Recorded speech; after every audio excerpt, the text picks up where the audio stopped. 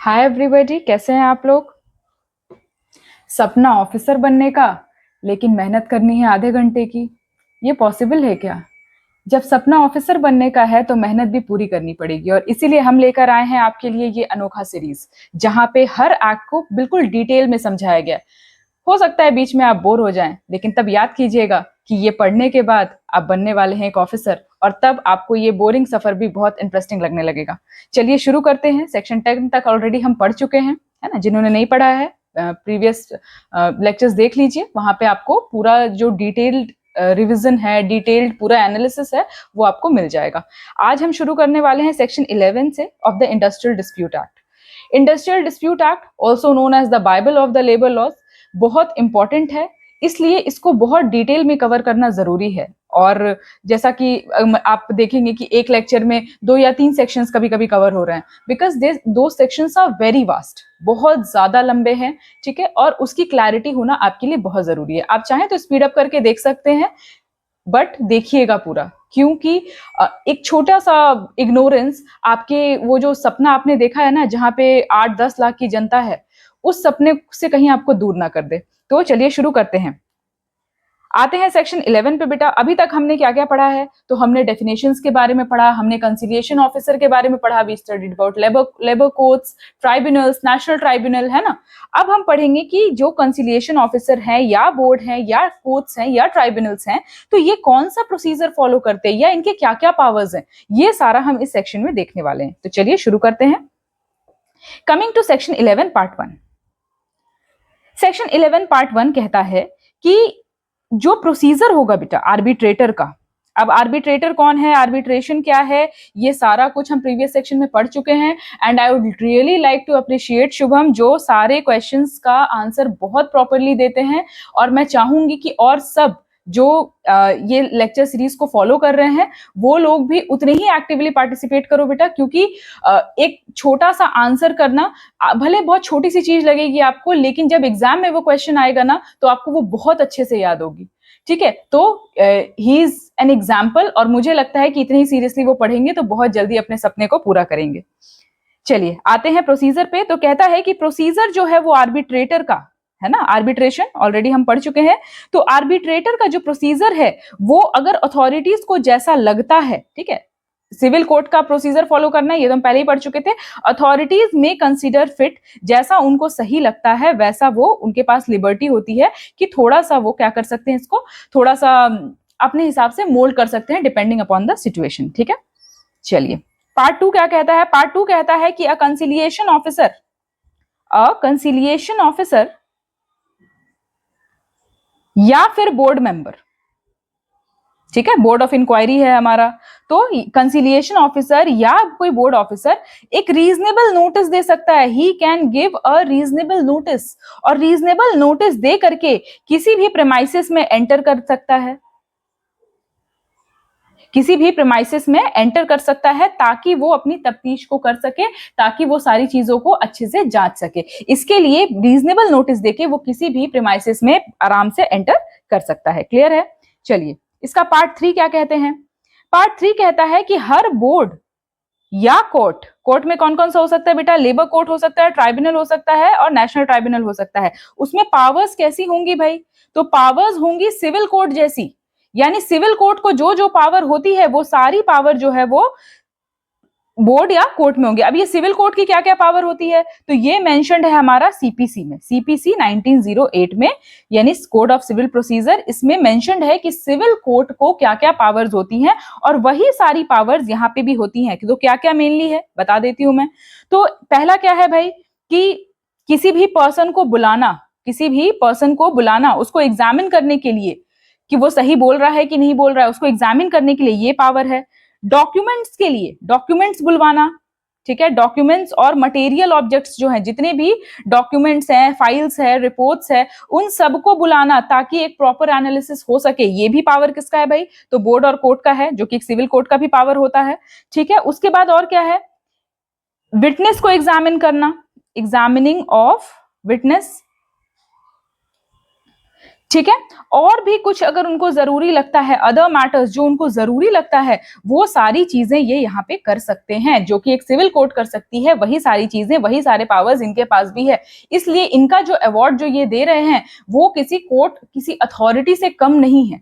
ऐसा नहीं कह सकते कि भाई ये पंचायत जैसा है कुछ, कि भाई ग्राम पंचायत है, कोई रूल रेगुलेशन फॉलो नहीं हो रहा है अगर, तो आप अपर कोर्ट में जा सकते हैं, क्योंकि आप सेटिस्फाइड नहीं, नो डाउट आप सेटिस्फाइड नहीं है तो आप जा सकते हैं। लेकिन ये भी जो प्रोसीजर्स को फॉलो कर रहा है, जो रूल्स रेगुलेशंस को फॉलो कर रहा है, वो एक सिविल कोर्ट के बराबर है।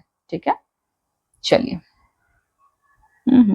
चलिए पार्ट फोर क्या कहता है कि कंसिलिएशन ऑफिसर जो है, हमारे जो कंसिलिएशन ऑफिसर्स हैं, वो क्या कर सकते हैं भाई, तो वो डॉक्यूमेंट को इंस्पेक्ट कर सकते हैं, डॉक्यूमेंट को इंस्पेक्ट कर सकते हैं। अगर कोई ऐसा डिस्प्यूट आता है, मान लेते कोई वर्कर ही है एंड ही इज टेलिंग कि भाई we have not got our salary from last 3 months, ठीक है, group of workers they are saying that we have not got our salary for last 3 months, तो वो जो रजिस्टर है जिसमें सैलरी एंटर होती है, सबके साइंस होते हैं, ठीक है, वो सारी चीजें चेक करने का, या कोई भी ऐसा डॉक्यूमेंट है उसको इंस्पेक्ट करने का, फिर कितने वर्कर हैं, कितने, किस नेचर का काम है, उसके बाद कितना वर्किंग आवर है, ये सारी चीजें भी वो एग्जामिन कर सकते हैं। कौन भाई, तो हमारे कंसिलिएशन ऑफिसर। ठीक है, चलिए, और यहां पर भी उनके पावर्स कैसे हो जाते हैं, तो ऑफ अ सिविल कोर्ट, एक सिविल कोर्ट जितने पावर्स इनके पास भी हो सकते हैं। ठीक है, चलिए, अब ये जितने भी कोर्ट्स हैं, ये जितने भी लेबर कोर्ट्स हैं, ट्राइब्यूनल्स है, जो डिस्ट्रिक्ट ट्राइब्यूनल है, नेशनल ट्राइब्यूनल है, ये इनको अगर लगता है कि भाई हम जो काम कर रहे हैं उसमें वी नीड असिस्टेंस, किसी का असिस्टेंस चाहिए, तो वो एसेसर को भी अपॉइंट कर सकते हैं, एक या एक से ज्यादा एसेसर को अपॉइंट कर सकते हैं, जिनके पास स्पेशल नॉलेज है अबाउट दिस फील्ड। ठीक है, स्पेशल नॉलेज वाले एसेसर्स को ये यहाँ पे अपॉइंट कर सकते हैं, ताकि इनको थोड़ी मदद मिल जाए। अगर कोई ऐसा डिस्प्यूट लगता है जो कि बहुत ऐसा बहुत कॉम्प्लिकेटेड है और जहाँ पे बहुत माइन्यूट अंडरस्टैंडिंग ऑफ लॉ की जरूरत है, तो वहां पे ये एक या एक से ज्यादा एसेसर्स को अपॉइंट कर सकते हैं। ठीक है, चलिए, अब ये जो कॉन्सिलिएशन ऑफिसर्स, इसका पार्ट 6 क्या कहता है बेटा, कि ये जो कॉन्सिलिएशन ऑफिसर्स हैं, दीज कॉन्सिलिएशन ऑफिसर्स, ये कैसे हैं बेटा, तो ये है हमारे पब्लिक सर्वेंट्स, यानी ये किस में आते हैं, पब्लिक सर्वेंट्स में आते हैं। जैसे आप बनने वाले हो वैसे ही ये भी कैसे आते हैं, पब्लिक सर्वेंट्स के परव्यू में के अंडर आते हैं, और उनको वो सारे राइट्स दिए जाते हैं जो कि एक पब्लिक सर्वेंट को दिए जाते हैं। आई गेस ये आपके लिए क्लियर होगा। ठीक है, तो आपको समझ में आ गया कि क्या इनका प्रोसीजर है ना, कैसे ये काम करते हैं। चलिए आते हैं सेक्शन 12 पे। सेक्शन 12 क्या कहता है भाई, तो सेक्शन 12 कहता है, देखो बेटा, इसमें सेक्शंस आपको कुछ बहुत मेजर है तो ही याद करना है, अदरवाइज आपको सेक्शंस याद नहीं करने। मैं फिर कह रही हूँ, क्योंकि बहुत सारे एक्ट्स हैं, कितने सेक्शन याद करोगे, और भी सब्जेक्ट्स पढ़ने हैं आपको, लेकिन आपको फैक्ट्स पता होने चाहिए। अगर क्वेश्चन है कि पावर ऑफ कंसिलिएशन ऑफिसर क्या है, तो आपको पता होना चाहिए कि क्या क्या पावर है और क्या क्या उनके परव्यू में नहीं आता है। मतलब you should at least have a thorough understanding of that. Is it clear to you? चलिए सेक्शन 12 आते हैं। सेक्शन 12 है आपका duties of conciliation officer. Duties of conciliation officer, क्या क्या ड्यूटीज हैं भाई? चलिए, तो पहला है कि कोई इंडस्ट्रियल डिस्प्यूट है। अब इंडस्ट्रियल डिस्प्यूट क्या है ये आप मुझे बताएंगे, सो आंसर इट कि what is an industrial dispute. ठीक है, पिछले उसमें भी मैंने पूछा था, तो सम ऑफ द स्टूडेंट्स के very good answers, and I expect कि बाकी लोग भी जो देख रहे हैं वो बहुत अच्छे से आंसर करें। तो इंडस्ट्रियल डिस्प्यूट अगर एग्जिस्ट करता है और वो मेनली पब्लिक यूटिलिटी से है, यानी कि जो basic public utility, public services दी जा रही है उससे रिलेटेड है, तो उस कंडीशन में जो कंसिलिएशन ऑफिसर हैं वो क्या कर सकते हैं, कंसिलिएशन प्रोसीडिंग को इनिशिएट कर सकते हैं।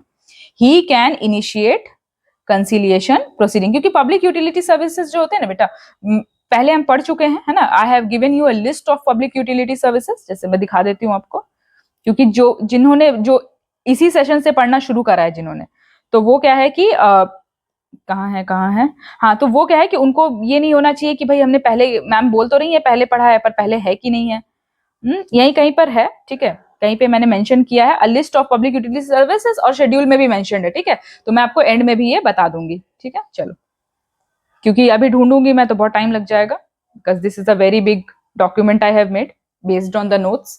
ठीक है, चलिए, इंडस्ट्रियल डिस्प्यूट में अगर कोई पब्लिक यूटिलिटी सर्विस है तो कंसिलिएशन प्रोसीडिंग को इनिशिएट किया जा सकता है। ठीक है, और वो सारे काम किए जाएंगे ताकि दोनों पार्टीज हैं, जो एम्प्लॉयर वर्कमैन है जिनके बीच भी डिस्प्यूट हो रहा है, दोनों पार्टीज जो हैं वो एक एमिकेबल सेटलमेंट पे आ जाएं, एक आपस के एक प्रॉपर सेटलमेंट पे आ जाए, ऐसी पूरी पूरी जो कोशिश है वो कंसिलिएशन ऑफिसर को करना है, ये उसकी जिम्मेदारी है। ठीक है, चलिए।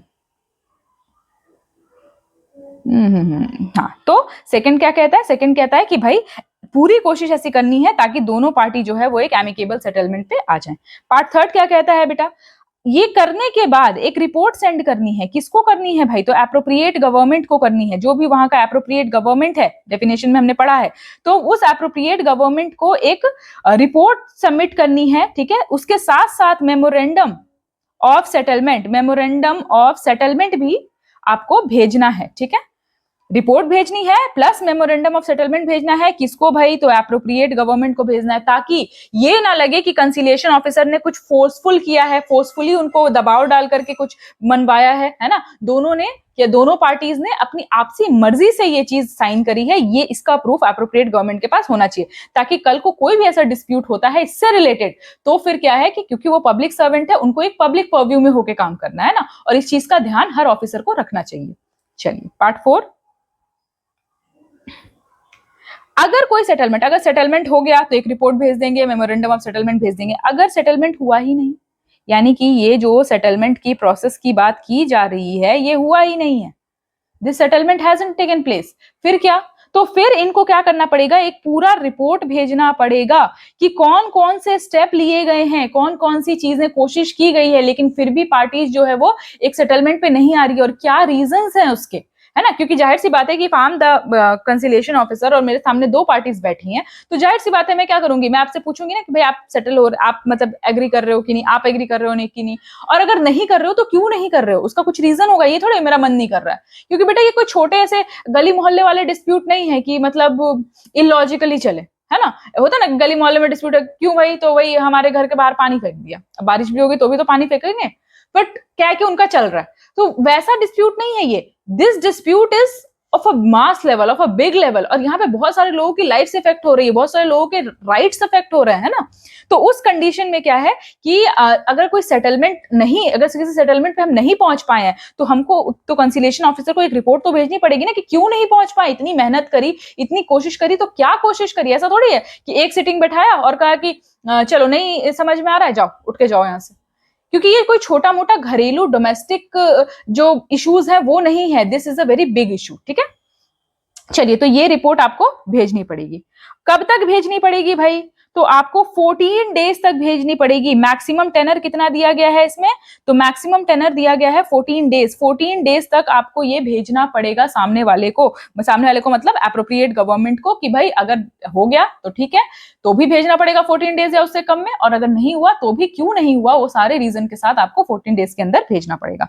Is it clear?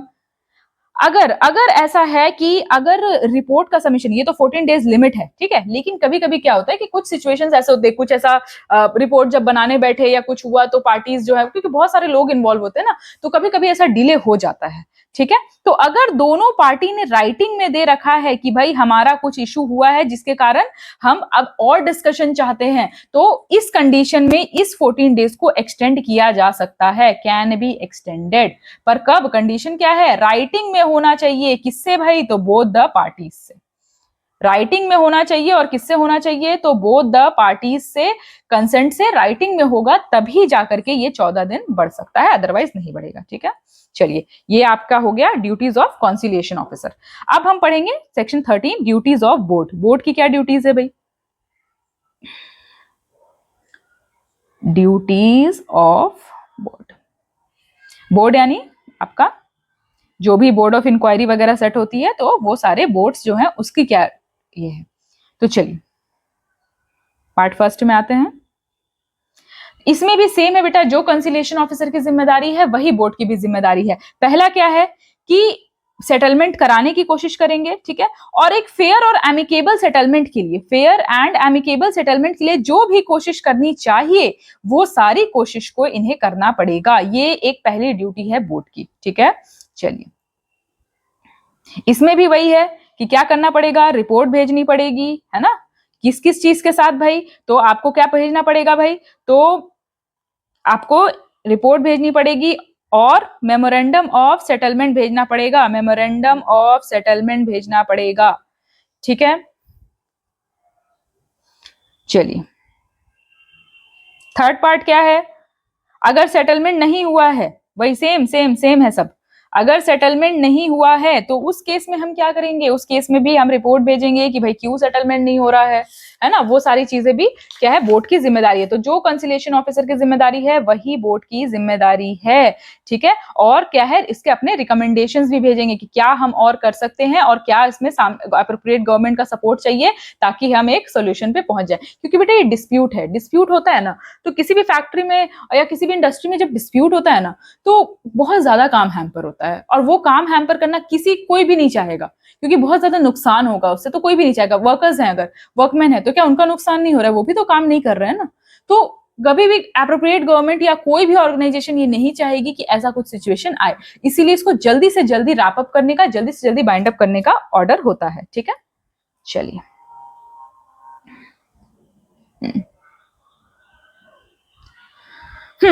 अब एक चीज यहाँ पे दी गई है, यहाँ पे बेटा रिपोर्ट सबमिट करने का टाइम कितना गया है, 14 डेज का दिया गया है। यहाँ पे रिपोर्ट सबमिट करने का टाइम जो है वो 2 मंथ्स है, ठीक है। क्योंकि बोर्ड है, जाहिर सी बात है, बड़ा मैटर होगा तभी बोर्ड के पास जाएगा, तो 2 मंथ्स का टाइम दिया गया है, ठीक है। और अगर लगता है कि 2 मंथ्स बहुत ज्यादा है तो अप्रोप्रिएट गवर्नमेंट फिक्स कर सकती है इससे कम, अप्रोप्रिएट गवर्नमेंट जो है वो कम टाइम भी दे सकती है, कैन गिव लेस टाइम, ठीक है। चलिए, और सेम ये एक्सटेंड भी किया जा सकता है, can be extended same as conciliation officer, जैसा कैसा कंसिलिएशन ऑफिसर के बारे में ना, सेम इसमें भी यही है, बस टाइम का थोड़ा सा फर्क है। कैन बी एक्सटेंडेड जब दोनों पार्टी जो है वो कैसे देंगे, राइटिंग में देंगे, राइटिंग बाय बोथ पार्टीज, तब जाकर के ये एक्सटेंड टाइम हो सकता है। क्लियर है? चलो अब आते हैं अगला, ये आप किसने किसका किसका ड्यूटी आपने पढ़ लिया, आपने पढ़ा ड्यूटीज ऑफ कंसिलिएशन ऑफिसर का, फिर आपने क्या पढ़ा भाई, ड्यूटीज ऑफ बोर्ड का।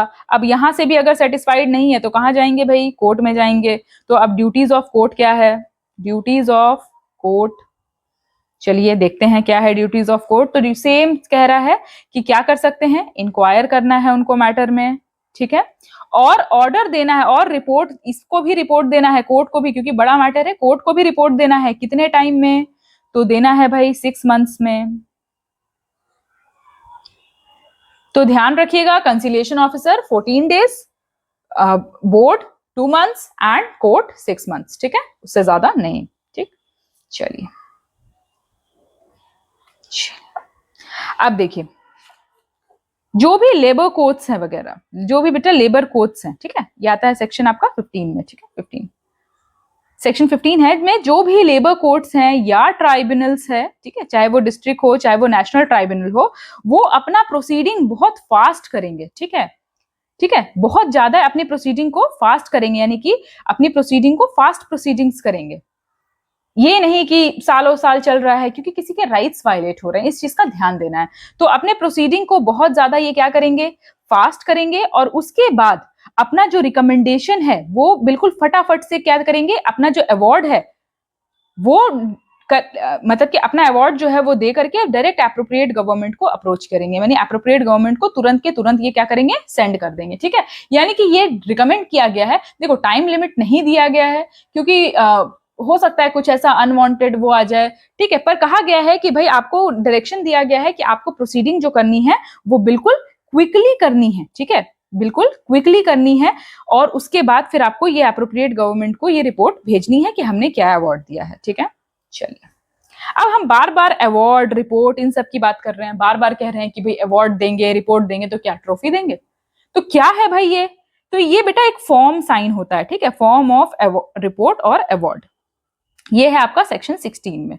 तो फॉर्म ऑफ रिपोर्ट और अवार्ड क्या है, तो मतलब कि ये जो कोई भी आप कुछ भी दे रहे हो किसी को, तो ओरली नहीं बोलना है, ऐसा नहीं है कि भाई मैं सुन रही हूँ by the grace of God I am the arbitrator, I am the presiding officer of the court, और मैं सुन रही हूँ बातों को, और उसके बाद मैं क्या कह रही हूँ कि भाई ठीक है, you will be getting this award and you will be getting, you have to pay this much compensation, और ये मैंने ओरली बोल दिया, I haven't mentioned it, I haven't written it anywhere। तो क्या उस बात की वैल्यू है बहुत ज्यादा, क्या उस बात की सैंक्टिटी है, क्या लीगल रिकॉग्निशन है, नहीं है, ठीक है। तो आपको क्या करना पड़ेगा बेटा, ये जो रिपोर्ट या अवार्ड है ये कैसा होना चाहिए, ये होना चाहिए आपका राइटिंग में, ठीक है, और साइंड बाय ऑल मेंबर्स होना चाहिए, ये नहीं कि बस दे दिया। कैसे पता चलेगा कि आप सबकी सहमति से हुआ है? Signed by all members of the board, या तो बोर्ड या तो कोर्ट, जो भी दे रहा है उसके सारे मेंबर्स उसमें साइन करेंगे, ये बात का ध्यान रखिएगा, ठीक है, ताकि उसकी लीगल सैंक्टिटी जो है वो अच्छे तरीके से हो, ठीक है। चलिए अब देखिए, और जो ट्राइब्यूनल्स हैं बेटा, ट्राइब्यूनल्स हैं, उस केस में क्या होगा? तो उस केस में जो है वो जो सिग्नेचर होंगे वो किसके होंगे? प्रिसाइडिंग ऑफिसर के होंगे, क्योंकि और कोई तो वहां रहता नहीं है, प्रिसाइडिंग ऑफिसर रहते हैं। तो यहाँ पे सिग्नेचर ट्राइब्यूनल में, हाँ, ट्राइब्यूनल में जो सिग्नेचर होंगे वो किसके होंगे? प्रिसाइडिंग ऑफिसर के होंगे, ठीक है। चलिए, ये हो गया आपका सेक्शन 16। आते हैं सेक्शन 17 पे। सेक्शन 17 क्या कहता है? Publication of report. अब ऐसा नहीं है कि मतलब कोई, क्योंकि दो लोगों का झगड़ा तो चलो ठीक है, पर किसी ऑर्गेनाइजेशन का है ना ये, मतलब कोई एक ऑर्गेनाइजेशन, एक बड़ी ऑर्गेनाइजेशन इन्वॉल्व है, तो वो रिपोर्ट जो भी दिया जाएगा, रिपोर्ट या अवार्ड, ये ऐसा छुप छुपा के नहीं, क्योंकि छुप छुपा के हम कौन सा काम करते हैं जो हम सही नहीं कर रहे हैं, है ना, जो आउट ऑफ द लॉ जाके कर रहे हैं। पर यहाँ पे सारी प्रोसीडिंग बिल्कुल लॉ के अकॉर्डिंग हो रही है। तो जो भी रिपोर्ट बनेगा, जो भी अवार्ड दिया जाएगा, उसको पब्लिश भी प्रॉपरली किया जाएगा, ठीक है। कब पब्लिश किया जाएगा बेटा? विद इन 30 डेज, 30 दिन के अंदर आपको ये अवार्ड जो है वो पब्लिश कर देना है। कहाँ भाई? तो कहाँ पब्लिश करोगे? चलिए देखते हैं। तो जहां पे अप्रोप्रिएट गवर्नमेंट को लगता है कि पब्लिश करना चाहिए, ठीक है, जो भी उनका जर्नल है, जो भी उनके डॉक्यूमेंट्स हैं, सर्कुलर्स हैं, वहां पे पब्लिश करना चाहिए, वहां पे appropriate government time to time बताती रहेगी, ठीक है। तो 30 डेज के अंदर आपको पब्लिश करवाना है रिपोर्ट और अवार्ड को। कहाँ पब्लिश कराना है? तो वो एप्रोप्रिएट गवर्नमेंट बताएगी। क्यों मैं ऐसा नहीं कह सकती कि भाई ऑफिशियल गजेट में, क्योंकि ऑफिशियल गजेट में कौन करवाता है? गवर्नमेंट करवाती है ना, तो you cannot mention it here. अब जैसे कि बहुत ही ट्रिकी सा क्वेश्चन है, हम हर जगह पढ़ रहे हैं क्या? ऑफिशियल गजेट, ऑफिशियल गजेट, तो हमें ये ध्यान में रहेगा कि नहीं भैया यहाँ भी ऑफिशियल गजेट होता होगा, पर ध्यान रखिएगा बेटा, ऑफिशियल गजेट में एप्रोप्रिएट गवर्नमेंट कराएगी, है ना। एप्रोप्रिएट गवर्नमेंट अगर अपने साइड से कुछ कर रही है, कुछ चेंजेस कर रही है, that will be done in this official budget, ना कि अगर कोई लेबर कोर्ट है, कोई प्रिसाइडिंग ऑफिसर है, वो ऐसा कराए, ऐसा नहीं होगा, ठीक है, क्लियर है। चलिए आते हैं 17A पे। तो 17A क्या कहता है? Commencement of the award. अब अवार्ड तो हमने दे दिया, अब वो लागू भी होगा कि नहीं होगा? तो कमेंसमेंट ऑफ द अवार्ड क्या है भाई? इसमें क्या रूल है देखें जरा। जो भी अवार्ड मिला है वो 30 डेज के अंदर, 30 डेज के अंदर कमेंस हो जाना चाहिए, ठीक है। रूल, नॉर्मल रूल, जो जनरल रूल है ये यही है कि 30 डेज के अंदर आपको जो भी अवार्ड मिला है वो कमेंस हो जाना चाहिए। पर कुछ एक्सेप्शंस हैं, law is all about exceptions, जैसा कि मैं हमेशा कहती हूं। तो क्या एक्सेप्शंस है बेटा? कि अगर appropriate government, if the appropriate government वो इस व्यू में है, इस ओपिनियन में है कि ये जो अवार्ड दिया गया है, दिस अवार्ड, ये हमारे नेशनल इकोनॉमी को इफेक्ट कर रहा है, affecting national economy, affecting national economy, या सोशल जस्टिस को इफेक्ट कर रहा है, मतलब कुछ बड़ा बड़ा मैटर हुआ है, ठीक है। तो कुछ भी ऐसा नेशनल इकोनॉमी को इफेक्ट कर रहा है या कुछ सोशल जस्टिस को इफेक्ट कर रहा है, तो उस केस में क्या होगा? तो उस केस में एप्रोप्रिएट गवर्नमेंट बाय नोटिफिकेशन, कहां भाई? कहां? ऑफिशियल गजेट में। क्योंकि ऑफिस, देखो फिर मैं वही चीज समझा रही हूँ कि ऑफिशियल गजेट में कौन मेंशन कराएगा? Appropriate government. Appropriate government by notification in the official gazette उस अवार्ड को नॉन इन्फोर्सेबल डिक्लेयर कर सकती है, पर उसको प्रॉपर रीजन देना पड़ेगा। मतलब ये कोई आर्बिट्ररी नहीं है बेटा, ठीक है, इसमें प्रॉपर रीजन देना पड़ेगा कि भाई क्यों है, क्या दिक्कत है, और ये भी क्या? 30 डेज के अंडर, ठीक है, विद इन 30 डेज, ठीक है, ठीक है। 30 डेज के अंदर आपको क्या करना है कि अगर एप्रोप्रिएट गवर्नमेंट को ये लगता है कि भाई ये जो अवार्ड दिया गया है ये सही नहीं है, ये प्रॉपर नहीं है, और ये हमारे नेशनल सिक्योरिटी को, नेशनल इकोनॉमी को या सोशल जस्टिस को इफेक्ट कर रहा है, तो उस केस में the appropriate government via notification in the official gazette क्या कर सकती है? इसको नॉन एनफोर्सेबल डिक्लेयर कर सकती है विद इन 30 डेज। ये ध्यान में रखिएगा, ठीक है। चलिए अब आते हैं 17B पे। 17B क्या कहता है? चलिए इसको मैं समझाती हूँ आपको। क्या होता है कि कभी कभी ट्राइब्यूनल में गई मैं, ठीक है, या फिर लॉ कोर्ट में गई, लॉ कोर्ट में गई और कोर्ट ने कहा कि हाँ फैसला मेरे हक में है और मैं क्या है कि आई एम देयर कि मैं अपना पेमेंट जो है, मेरा मान लेते 6 महीने का पेमेंट अटका हुआ है, ठीक है, I get a salary of 10,000 per month, तो 60,000 रुपीज होंगे और थोड़ा मेरा मेंटल एगनी हुआ, फिर मेरे खर्चे हुए कोर्ट्स में वगैरह वगैरह, तो कुल मिला के मान लेते कि कोर्ट ने मुझे अवार्ड किया 75,000 रुपीज, ठीक है। अब जो डिस्ट्रिक्ट कोर्ट है, जो लेबर कोर्ट है, उन्होंने मुझे ये कर दिया कि 75,000 rupees you will be getting, this is the award you get, 30 days में उसको इन्फोर्स करना है। अब मीन वाइल जो एम्प्लॉयर है, उस जाहिर सी बात है कोई ना कोई तो अनसेटिस्फाइड होगा ना, वो चले गए कहाँ, हाई कोर्ट में, ठीक है, हाई कोर्ट में चले गए। तो अब हाई कोर्ट में गए हैं तो क्या मेरा अवार्ड स्टे हो जाएगा? क्या ऐसा होगा कि जब तक उसका रिजल्ट नहीं आएगा, तो ऐसे तो फिर मुझे कभी अवार्ड ही नहीं मिलेगा ना, फिर वो सुप्रीम कोर्ट में चले जाएंगे, तो ऐसे तो मुझे कभी अवार्ड नहीं मिल पाएगा, बहुत डिले हो जाएगा। तो नहीं, यहाँ पे ये सेक्शन 17B क्या कहता है कि अगर एम्प्लॉयर इज नॉट हैप्पी और the opposite party is not happy and chooses to go to a higher court, ठीक है, जो एम्प्लॉयर है वो हैप्पी नहीं है जस्ट अ सेक, तो अगर एम्प्लॉयर हैप्पी नहीं है और वो चूज करता है हायर कोर्ट में जाने से, तो इसका मतलब ये नहीं कि अवार्ड जो है वो स्टे हो जाएगा, अवार्ड मिलेगा। इन केस ऐसा होता है कि हाई कोर्ट कहती है नहीं नहीं, जो डिस्ट्रिक्ट कोर्ट के जो जज साहब थे, उन्होंने जो ऑर्डर दिया है वो शायद इन पॉइंट्स को मिस कर गए हैं और मुझे ऐसा लगता है कि 75,000 नहीं देना चाहिए बल्कि 45,000 देना चाहिए, ठीक है, क्योंकि बहुत सारे रीजंस हैं, बहुत सारा मिसमैनेजमेंट है वगैरह वगैरह, तो इनको 75 नहीं 45 मिलना चाहिए। उस केस में क्या होगा, तो उस केस में जिसको मिला है पैसा, जो विक्टिम जिसको भी अवार्ड हुआ था, उसको उसकी लायबिलिटी है कि वो जो रिमेनिंग पैसे है वो वापस कर दे, ठीक है, पर स्टे नहीं होगा। ये ध्यान में रखिएगा कि 17 भी यही कहता है कि पेमेंट ऑफ फुल वेजेस, ठीक है, payment of full wages to workman pending proceedings in high court, ठीक है, इन हाई कोर्ट। तो अगर ऐसा कुछ होता है कि भाई सामने वाला हाई कोर्ट में गया है, तो उस केस में भी इनका पेमेंट जो है वो पूरा होगा, ठीक है। चलिए, अब अवार्ड बाइंडिंग कब होगा बेटा? व्हेन आर अवार्ड्स बाइंडिंग, कि मतलब आपको मानना ही पड़ेगा, you can not go further. तो देखो, जब सेटलमेंट दोनों पार्टीज के मर्जी से हुआ है, ठीक है, दोनों पार्टीज बैठी डिसाइड करा कि हाँ भाई अब हमको ये करना है, now they can not go to the court. क्योंकि देखो बेटा, ये जो आर्बिट्रेशन कंसिलिएशन किया गया है वो इसीलिए किया गया ना कि कोर्ट के बर्डन को कम किया जाए। अब ऐसे तो हर व्यक्ति आएगा और क्या कहेगा कि भाई नहीं, हमने आर्बिट्रेशन कराया, अभी तो जैसे बैठे हैं तो हाँ हाँ हाँ कर दिया और अगले दिन कोर्ट में चले गए, ऐसा कर सकते हैं ना, तो कोर्ट का बर्डन तो और ज्यादा बढ़ जाएगा, क्योंकि अब उनको जो है वो लोअर कोर्ट के सारे प्रोसीडिंग, जो आर्बिट्रेशन सेंटर है उसके सारे प्रोसीडिंग को एनालाइज करना पड़ेगा, that will be a very hectic job.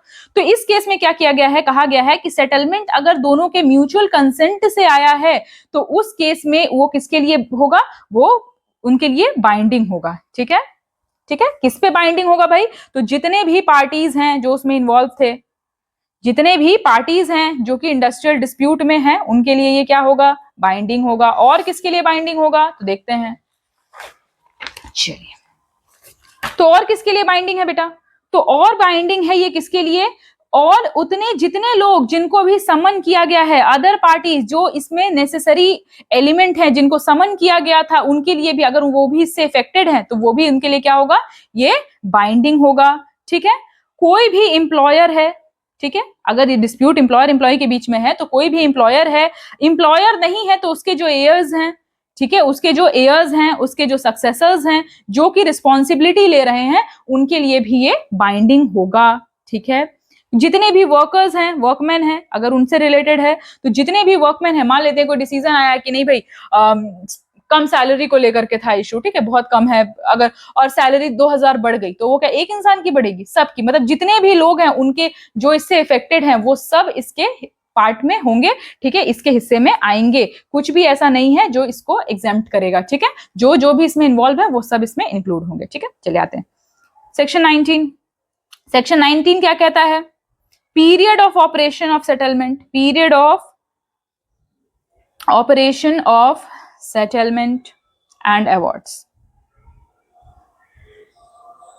तो देखो किस दिन से ऑपरेशनल हो जाएगा, देखो जैसे ही सेटलमेंट, ये सेटलमेंट की बात हो रही है बेटा, सेटलमेंट और सेटलमेंट की बात हो रही है और अवार्ड्स की, तो सेटलमेंट कब होगा? जब आर्बिट्रेशन सेंटर में होगा तो वो सेटलमेंट, जब कोर्ट देगी तो वो अवार्ड। तो सेटलमेंट जिस दिन से आपने, पहला क्या कहता है, जिस दिन से आपने सिग्नेचर किया, किसमें किया सिग्नेचर? मेमोरेंडम ऑफ सेटलमेंट, जो याद करो जो एप्रोप्रिएट गवर्नमेंट को भेजना पड़ता था कंसिलिएशन ऑफिसर को, तो मेमोरेंडम ऑफ सेटलमेंट में जैसे ही साइन हुआ उस दिन से वो आपका शुरू हो गया कि आपसे 30 डेज के अंदर आपको ये कंप्लीट कर देना है। ठीक है, ठीक है, चलिए। अगर कोई पीरियड ऑफ टाइम पीरियड अगर स्पेसिफाइड नहीं है, मान लेते हैं कि कुछ ऐसा सेटल हुआ पर टाइम पीरियड स्पेसिफाइड नहीं, उस समय मैक्सिमम टाइम कितना दिया जाएगा? तो मैक्सिमम टाइम दिया जाएगा बेटा 6 मंथ्स। ठीक है, 6 मंथ्स। ठीक है, तो मैक्सिमम टाइम जो है वो 6 मंथ्स दिया जाता है कि for a period of 6 months and shall continue to be binding on the parties after the expiry of the period aforesaid unless the expiry of 2 months from the date of which a notice in writing। अब देखो क्या हुआ कि ये 6 महीने तक क्या है कि आपको बाइंडिंग है, 6 महीने में आपको कंप्लीट करना है। लेकिन अगर दोनों पार्टीज ने राइटिंग में दिया कि कुछ ऐसा इशू है कि जो हमको एड्रेस करना है तो थोड़ा सा टाइम लग सकता है, वो भी आपको राइटिंग में भी 2 मंथ में दे देना है। ठीक है, तब जाके इसको एक्सटेंड करने का सोचा जा सकता है, अदरवाइज ये क्या है कि ये जो है 6 मंथ्स में आपको कंप्लीट करना है। ठीक है, एप्रोप्रिएट गवर्नमेंट के पास थोड़ा सा यहाँ पे पावर है। एप्रोप्रिएट गवर्नमेंट कहती है कि हम इसको एक्सटेंड कर सकते हैं कुछ एग्जाम्पलरी एक्स्ट्रा जो एक्स्ट्रा ऑर्डिनरी सिचुएशन है उसमें हम इसको एक्सटेंड कर सकते हैं, लेकिन मैक्सिमम कितना कर सकते हैं भाई? मैक्सिमम एक्सटेंशन दे सकते हैं 1 ईयर का। 1 ईयर से ज्यादा का एक्सटेंशन हम नहीं दे सकते। Is it clear to everybody? तो आज हम यहीं तक पढ़ने वाले हैं, अप टू सेक्शन 9, और अब इसके आगे हम अगले सेशन में पढ़ेंगे। We will be starting with section 20 commencement of conclusion, उसके बाद फिर chapter 5 that is strikes and lockouts, and chapter 5A lay of and रिटेंचमेंट। ये हम कोशिश करेंगे कंप्लीट करें। ठीक है बेटा, थोड़ा सा लेंदी है ये, जैसे कि मैंने आपको बार बार बताया है कि ये कुछ इंपॉर्टेंट एक्ट्स हैं, जैसे कि industrial dispute act, factories act, ये थोड़े इंपॉर्टेंट हैं, लेंदी हैं। मैं कोशिश कर रही हूँ कि आपको जितने भी इंपॉर्टेंट टर्म्स हैं उसको प्रॉपरली समझा सकूं। अगर आपको इस इनिशिएटिव से फायदा पहुंच रहा है तो इसको और लोगों तक पहुंचाएं, ताकि हमारा जो इनिशिएटिव है कि ज्यादा से ज्यादा लोग जो बहुत ज्यादा चीजें अफोर्ड नहीं कर सकते हैं, वो भी जो भी रिसोर्सेज अफोर्ड नहीं कर सकते हैं, वो भी बहुत अच्छे से आगे बढ़े और अपने सपने को पूरा करें। तो हम तो इस मुहिम को आगे बढ़ा रहे हैं और हम आशा करते हैं कि जो भी हमारे व्यूअर्स हैं वो भी इसको और आगे तक ले जाएं और हमारे इस इनिशिएटिव को सक्सेसफुल बनाएं। मिलते हैं अगले लेक्चर में, तब तक बाय बाय।